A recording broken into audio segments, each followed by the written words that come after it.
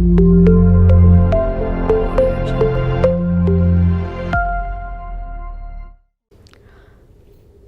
am Dr. Nirupama Bhatt, Professor, Department of CSE, Vigyan University.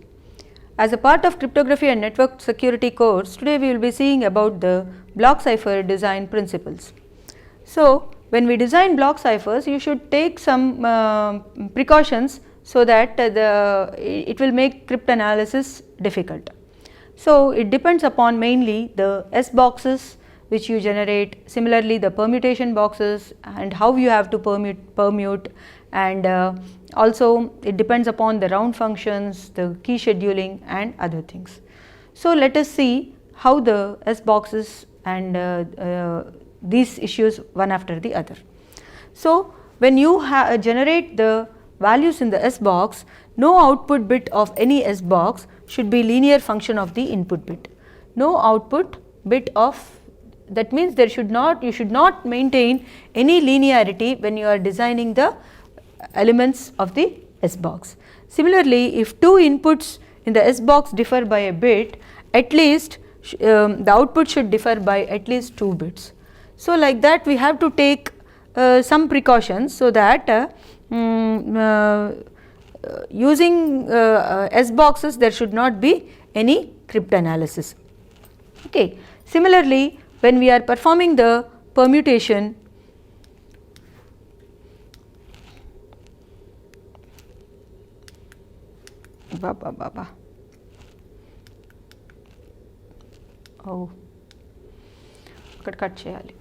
when we are performing the permutation, we have to see that the 4 output bits from each S box at round I are distributed so that 2 of them affect the middle 2 bits and other 2 affect the end bits. So, when we are permuting and when you are doing the substitution, you should see that 4 output bits from the S box. So, actually the S box, it will take if you take DES, it will take 6 bits as input and it will give the 6 bits as input and it will give 4 bits as output, and 4 bit output for each S box at round I are distributed so that 2 of them affect the, if you have these 4 things, 2 of them it has to affect the 2 middle bits and 2 has to affect the other 2 end bits.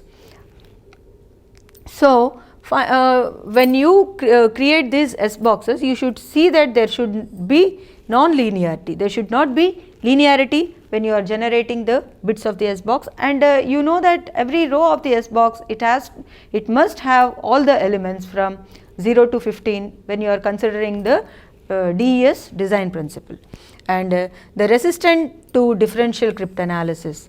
So, all this we are doing to prevent the cryptanalysis, and it should provide good confusion. That means there should not be any statistical relationship between the key and the ciphertext. And also when you are providing the permutation boxes, it should provide increased diffusion. That means the effect ciphertext bits, when you are getting the ciphertext bits, many of the plaintext bits should be used when you are designing the ciphertext bits. So, you have to provide good confusion as well as diffusion, and also you should provide good avalanche effect.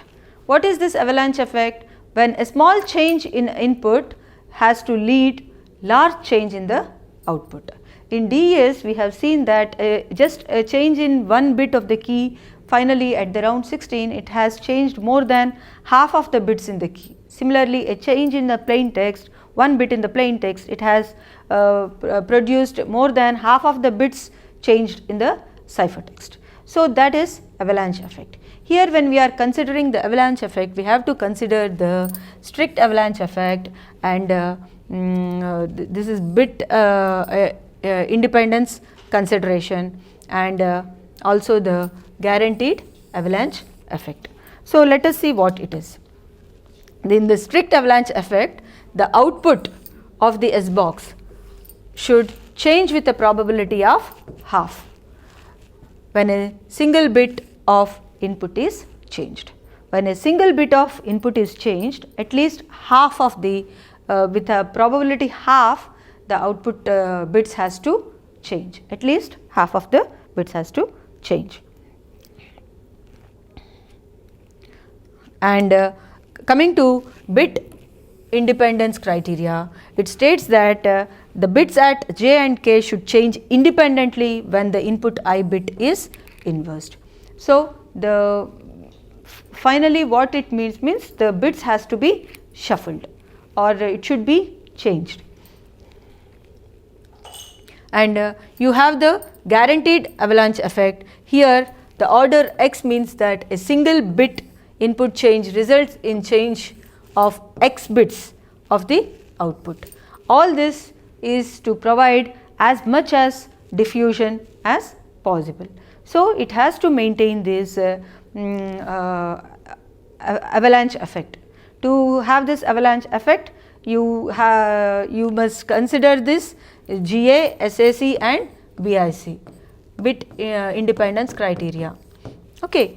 And so, it should be difficult to meet these conditions when the size of the S box is very large.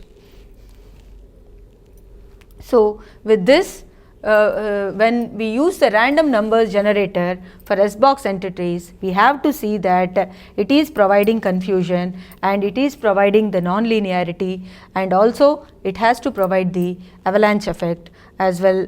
And that is why the design of S box it is very difficult. Considering all these properties, we have to design the S boxes. And also key scheduling, and when you are generating the key, from there you should not using the key values, you should not be able to perform the crypt analysis. So, it should not be in a position that you guess the sub keys that is present in the individual that is present in that particular key. And we have to see that the algorithm, when you are generating the key, it has to maintain this avalanche effect. Okay. And also whatever we are generating, we have to see that it has to be tried only with the brute force attack, because trying with brute force attack it is very difficult among all the cryptanalytic attacks. Okay. So, we should devise or design an algorithm in such a way that it provides you a good avalanche effect, good confusion, good diffusion, okay, and also it depends upon the number of rounds also. So, this is about the design principles. So, in this design principles, when we are generating the S boxes, we should see that when you are generating the S boxes and P boxes, when you are generating the S boxes and P boxes, that is permutation box, we have to see that the bits in that are fully diffused. Okay. You have to provide diffusion there, and similarly you have to provide avalanche effect, and while generating the key also we should see that you should not be able to guess the key bits. So, this is about the issues which has to be considered when we are designing the block ciphers. Thank you.